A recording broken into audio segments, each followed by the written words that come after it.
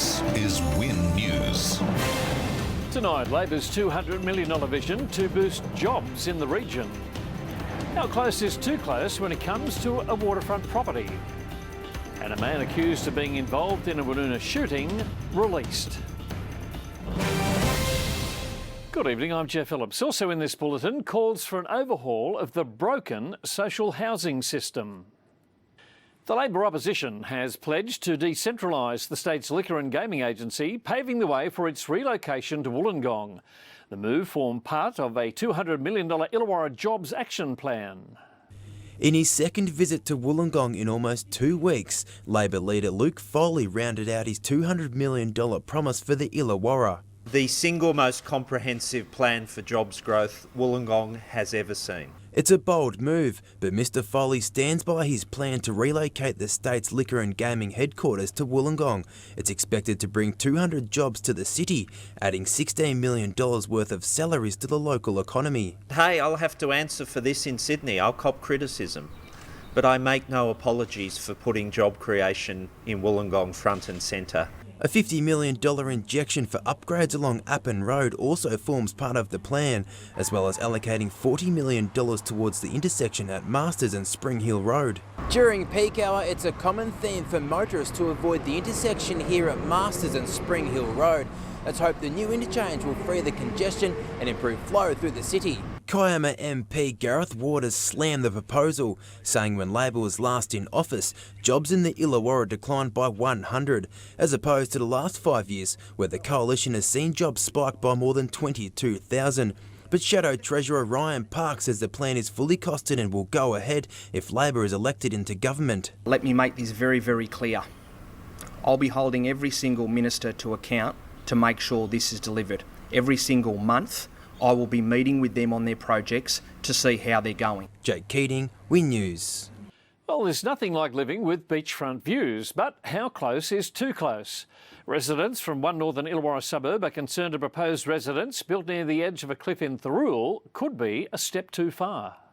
With surfers and whales mere metres away, it's hard to imagine living any closer to the seaside. But that's what's been proposed at the end of Woodland Avenue in Thirroul in a development application to Wollongong Council. The development would include a 2-storey house, gabion rock walls and a swimming pool on the 760 square metre block, with the lower ground floor level to be built about 3.2 metres underground. Its proximity to the cliff, with a drop of about 6 metres, has got the neighbours on edge. It's crazy. It's on a really high-risk slope instability area. Most of that cliff has already eroded away in recent history. Nicole Cahoon says the locals have seen the land at the cliff diminish over the last several decades, with the last slip as recent as 2014. Since my neighbours have been here, it's lost about 20 metres of land. There used to be a full tennis court on top of the cliff. It's all fallen away into the ocean. The geotechnical report in the application also says a landslide is possible and would pose a high risk. Residents say the approval of this application could set a dangerous precedent for other developments along the Illawarra coastline. No one wants to walk along the beach and see big 2-storey houses hanging over the cliff edge. Win News understands the owner of the adjacent property submitted the application. They declined to comment. Council 2 said in a statement it would be inappropriate to comment on the proposal while it was being assessed. The proposed development is on public exhibition until October 31. Sydney Pede, Win News. One of the 3 men arrested in connection to the shooting of a man in Woonona, which has left the victim blind in one eye, was granted bail today. Barris Essen was conditionally released after spending a month behind bars. He'll front court again next month, facing a charge of accessory after the fact. The father of 2 outlaw motorcycle gang members walked out of Wollongong local court today with some relief. His sons Umit and Barris Essen were charged with accessory after the fact over a shooting at Woonona, where the victim Nigel Romanishan was left fighting for life after being shot in the face. The victim required extensive surgery and has lost sight in his left eye. Police facts suggest the younger of the 2 brothers, Barris, witnessed the shooting from the suspect's balcony in Joanne Street and then jumped in the getaway car driven by his brother Umit with the alleged shooter, Tyson Bailey. Today he applied for bail, his lawyer arguing he unfortunately happened to be at the home of the alleged perpetrator when the victim showed up. She added that there is no evidence that he knew shots were about to be fired or that he assisted the perpetrator afterwards. The prosecutor argued against his bail, saying his association with the lone wolf outlaw motorcycle gang would pose a threat to the community, particularly because the shotgun hasn't been recovered. However, the magistrate ruled that due to delays in hearings in the district court, he would be held in custody longer than normally imposed. He was granted conditional bail, which will include no contact with outlaw motorcycle gang members except his brother. The court ordered that his family put up $50,000 to ensure he doesn't breach his bail conditions. I'm here for my son. Did you know he was involved with outlaw motorcycle gangs? No. His brother remains behind bars. They'll both front court again next month. Kimberly Pratt, Win News. A Cordo Heights woman fronted Wollongong local court today over a stabbing in Unadera yesterday morning, which left a man with a wound to his back. Amy Bosanovsky was charged with wounding with intent to cause harm. In court, she argued she acted in her father's defence following a series of alleged threats from the victim. The magistrate said the real aggressor through all of this was the victim. She was granted bail and will front court again in December. 4,000 people are waiting for public housing in the Illawarra, some for up to 10 years. Industry bodies are calling for a complete overhaul of the current system, saying it's broken. Affordable housing is becoming further out of reach for low-income earners in the Illawarra. It's putting a strain on not-for-profit social housing organisations. The Housing Trust is inundated with clients who are struggling to remain in the private rental market. There are older people who are living in private rental who are paying their rent, but they're choosing to not eat 3 meals a day. They're choosing to not have their electricity on. The Housing Trust has submitted a development application to build new social housing on the former West Dapto Public School. It'll be a similar project to the one recently completed at Shell Harbour. In exchange for the land, the developer has agreed to make 31 units of the 4 apartment blocks into social housing. It will be mixed accommodation with around 120 units available to be purchased. What's been happening in the past with public housing is that housing has been concentrated in one area, and so you've got a lot of public housing in one place. It's our view that you shouldn't have more than 30% of any single development. While the houses will help a number of clients, the Housing Trust says it's just a drop in the ocean for what needs to be done in the Illawarra. Caitlin Dugan, Win News. A 4-year-old girl is recovering in Wollongong Hospital after being hit by a car in West Wollongong this morning. Emergency crews were called to Dempster Street around 11 o'clock after the 4-year-old ran across the road outside the Shepherd Centre preschool into the path of a car. She sustained a fractured leg and shoulder abrasions and is now in a stable condition. Pumpkin patch stores across the region face an uncertain future, with the children's clothing company today placed into receivership. Pumpkin Patch has 160 stores across Australia and New Zealand, including in Wollongong, Shell Harbour and Nowra. The receivers say there has been interest in the business and hope a new owner can be found, but it's likely some stores will close. All stores will remain open in receivership and gift vouchers will be honoured on a dollar-for-dollar basis. Farmers, ministers and industry leaders from around Australia have gathered to discuss the issues facing the agriculture industry. There are calls for farmers to work together to turn Australian agriculture into an international brand. Growing Australia's agriculture as one. The main message put forward to more than 400 farmers and agriculture leaders from around the nation at the largest National Farmers Federation Congress.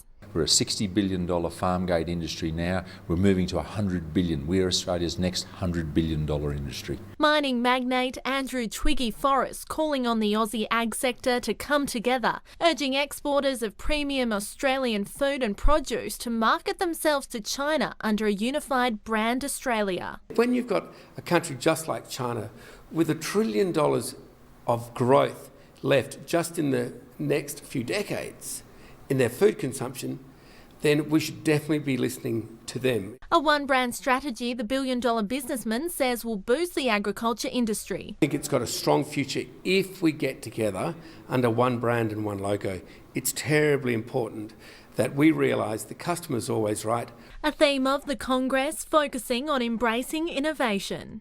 Agriculture is a very technical, very expert-oriented industry, using modern robots and drones and apps and sensors in the paddocks. The two-day Congress highlighting issues and opportunities for agriculture in Australia, in the hope of a strong future. The future is bright. It's exciting. This is an exciting industry to be in. Abby Donaldson, Win News.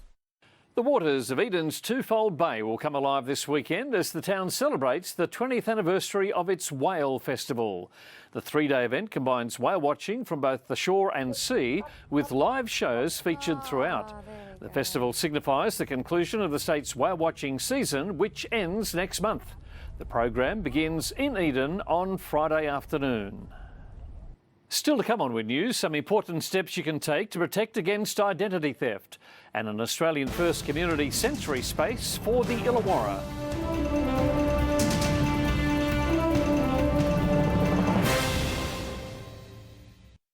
Dodgy dealers are under the spotlight as the state recognises Fair Trade Week. This year's theme, Our Focus is You, aims to generate awareness of the rights and responsibilities of both consumers and traders. A comforting sound for many.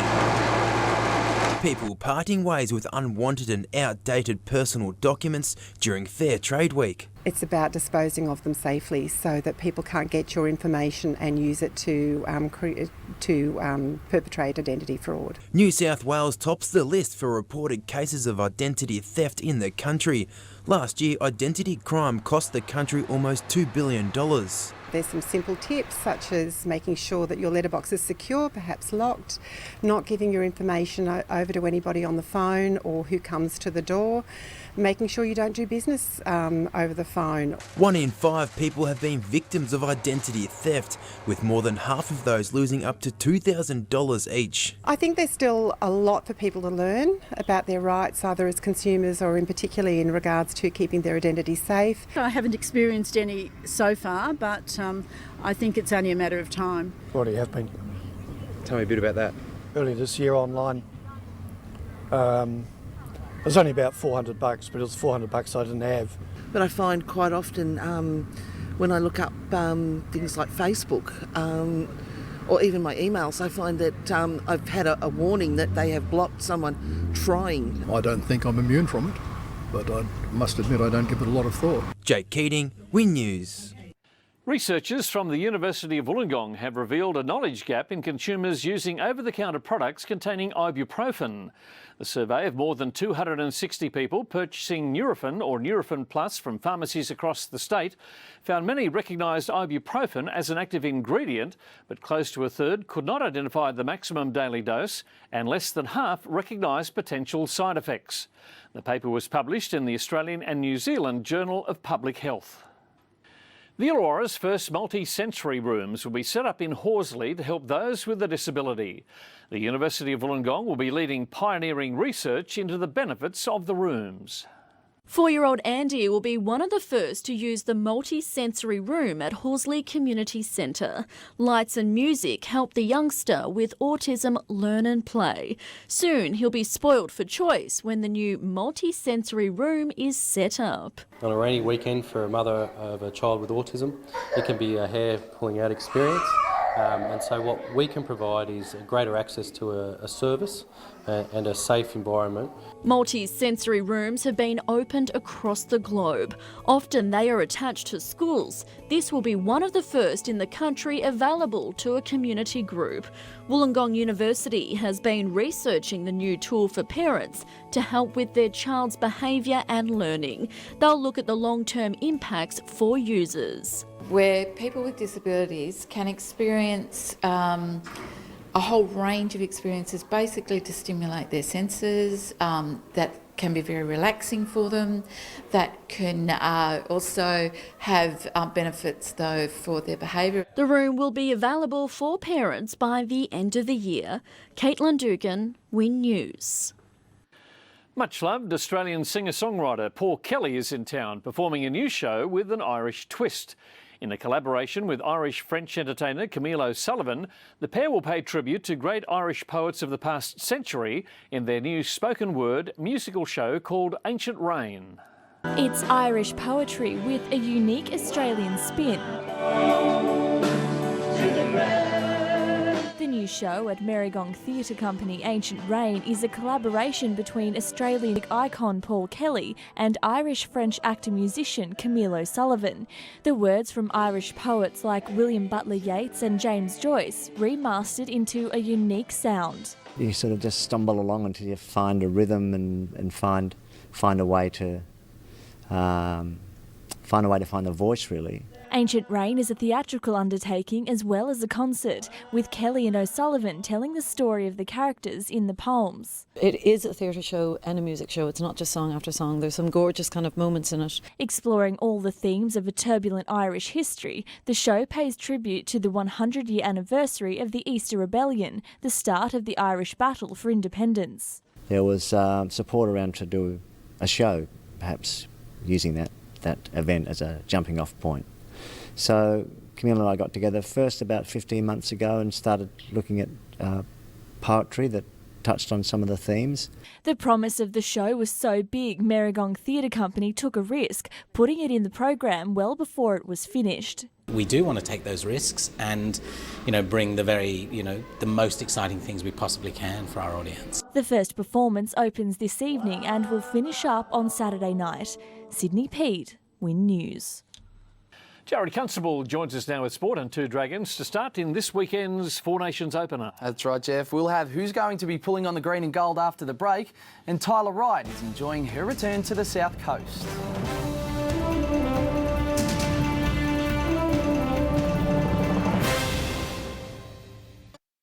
In sport, it's been a whirlwind past few months for South Coast surfer Tyler Wright, but the 22-year-old says she's loving being back at home.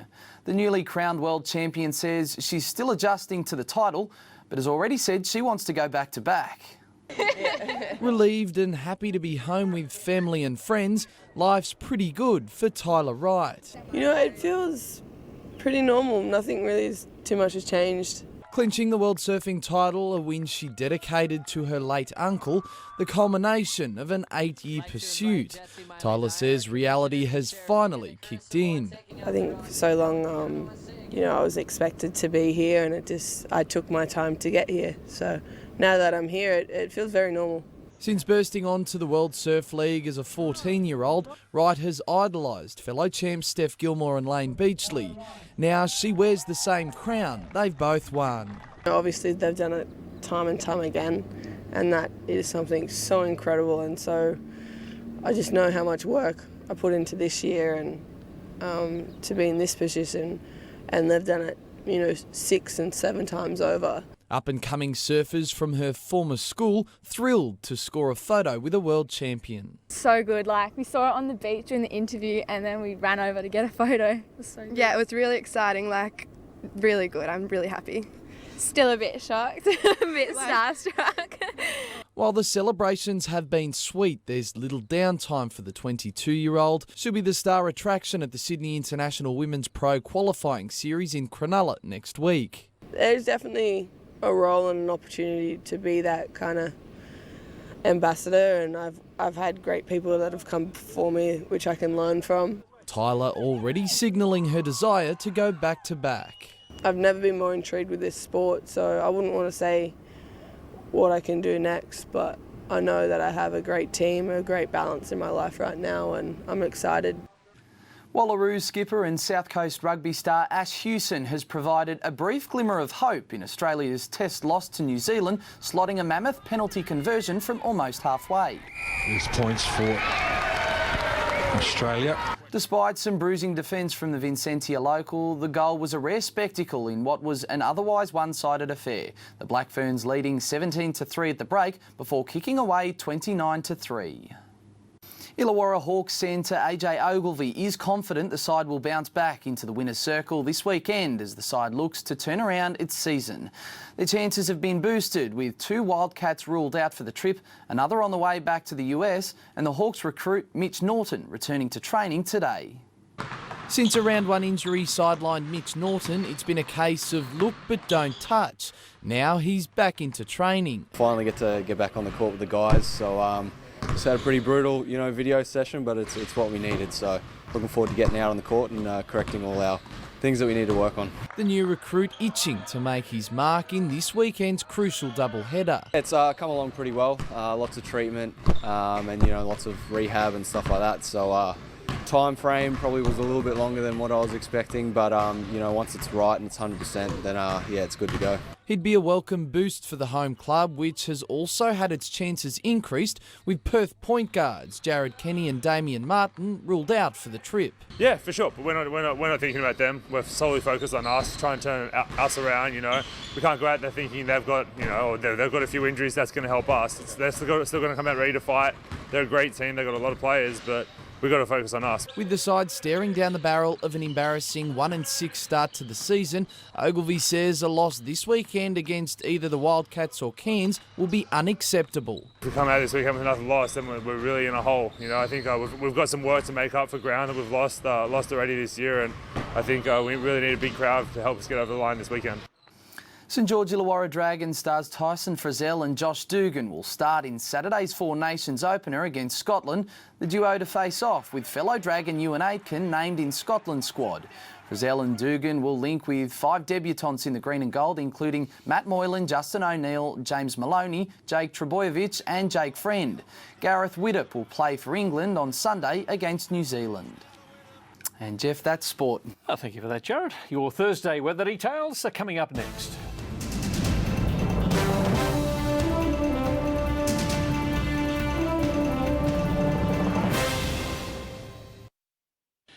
A beautiful spring day for your Wednesday as we check the satellite. Cloud over southern and central New South Wales with a low pressure trough is causing a few showers. Skies are clearer further north under a weakening ridge of high pressure. To the synoptic chart, warmth ahead of a trough will move over southern Queensland and northern New South Wales, triggering showers and thunderstorms in the afternoon and evening. Temperature-wise today, Wollongong to 25 degrees, Nowra reached 28, Batemans Bay recorded 25, Narooma 20, Bega 25, 24 for Merimbula and Eden. The forecast for the Illawarra on the Highlands, partly cloudy tomorrow, and there is the chance of a late shower or two. For the south coast, a cloudy Thursday with a slight chance of a shower in the north and winds southeast to southwesterly. On the waters, seas running at 1 to 2 metres on a 1 metre swell. A strong wind warning remains in place for the Eden coast. The first tide tomorrow is low at 12:47. The high rolls in at 4 minutes after 7. A Thursday in Eden with a top of 18 degrees. Merimbula expecting 19, Bega 21, Narooma 18, 19 for Maruya and Batemans Bay, Ulladulla 18, Nowra 19, Bowral 18, Wollongong 16 to 21. Further ahead, possible showers on Friday and Saturday with tops of 19 and 20 and showers likely to increase on Sunday with a top of 24. And that is Win News for Wednesday the 26th of October. Join us for the All Australian News at 11:30 and again tomorrow at 6 for your Win Local News. I'm Jeff Phillips. Coming up next is The Project. Good night.